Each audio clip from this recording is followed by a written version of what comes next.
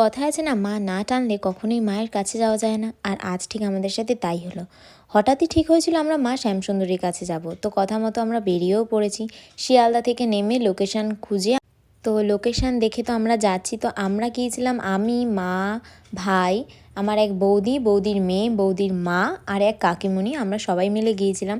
তো আমরা গিয়ে শুনি যে মন্দির বন্ধ হয়ে গেছে।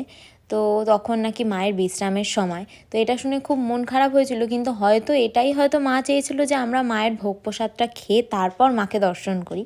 তো আমরা জানতামও না যে সেদিনকে ওইরকম সময় ভোগ খাওয়ায়। তো আমরা সবটা না জেনেই গিয়েছিলাম। তো ওই যে বলে না, মা না চাইলে কখনোই কিছু হয় না। আর আমার খুব ইচ্ছা ছিল যে আমি ওখানে গিয়ে একটু মায়ের ভোগ প্রসাদ খাবো। তো হয়তো কোনো কারণে মা হয়তো সেই কথাটা শুনেও নিয়েছে। তো আমরা সবাই মিলে ভোগ প্রসাদ নিয়ে এখানে সবাই দাঁড়িয়ে ভোগ প্রসাদ খেয়ে নিয়েছিলাম।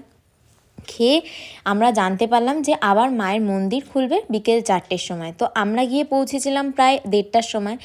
তো তারপর আমরা ঠিক করি যে আমরা এখানে অপেক্ষা করব, 4টের সময় মন্দির খুললে আমরা দেখে মাকে তারপর বাড়ি যাব। তো সেই রকমভাবেই আমরা বসেছিলাম। তো এখানে বন্যু একটু অস্থির হয়ে গিয়েছিল। তো তখন প্রায় আমাদের 2টো মতো বাজে কি 2:30টা মতো বাজে। আমরা ওখানে অপেক্ষা করছিলাম সবাই মিলে যে কখন মন্দির খুলবে। তো তোমাদেরকে লোকেশানটা একটু বলে দিই। তো তোমরা যারা শিয়ালদা হয়ে আসবে তারা শিয়ালদা আমার স্ট্রিট মোড়ে নেমে একটুখানি হেঁটে এসে একটা গলি দিয়ে ঢুকে গেলেই তোমরা মায়ের মন্দির দেখতে পাবে। তো 4টের সময় মন্দির খোলার তখন মায়ের মুখটা দেখলাম, সে যেন একটা আলাদাই অনুভূতি, যেন মনে হচ্ছে একটা ছোট্ট মেয়ে এখানে দাঁড়িয়ে। আর তোমরা যারা এখনও যাওনি, ভাবছো যাবে, একবার হলেও গিয়ে মাকে দেখে আসো। সত্যিই বলছি, মনটা একদম ভরে যাবে। এখানে মাকে 5 বছরের ছোট্ট শিশু কন্যা রূপে পুজো করা হয়। আর এখানে মা ছোট্ট শিশু কন্যা রূপেই থাকেন। তোমরা যারা সামনে থেকে দেখেছো বা এখনও যারা যাওনি, তারা গিয়ে দেখে আসো। সত্যি বলছি, যেন মনে হবে একটা কোনো ছোট্ট বাচ্চা মেয়ে এখানে দাঁড়িয়ে আছে।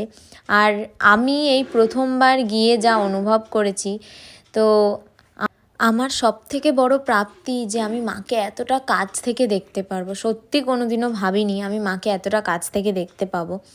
আর কথা আছে না, মা না চাইলে কখনোই কিছু হয় না। হাতে করে মায়ের জন্য চকলেট, মা যেহেতু ভালোবাসেন চকলেট খেতে, তো মায়ের জন্য চকলেট নিয়ে গেছিলাম। আর একটা পদ্ম নিয়ে গেছিলাম যে মায়ের হাতে দেবো বলে। তো সেটাও যে মা নিজের হাতে নেবেন, সেটাও আমি কখনো ভাবিনি। আজকের ভিডিওটা এখানেই শেষ করলাম। তো আজকে সারাদিনটা মায়ের সাথেই কাটলো।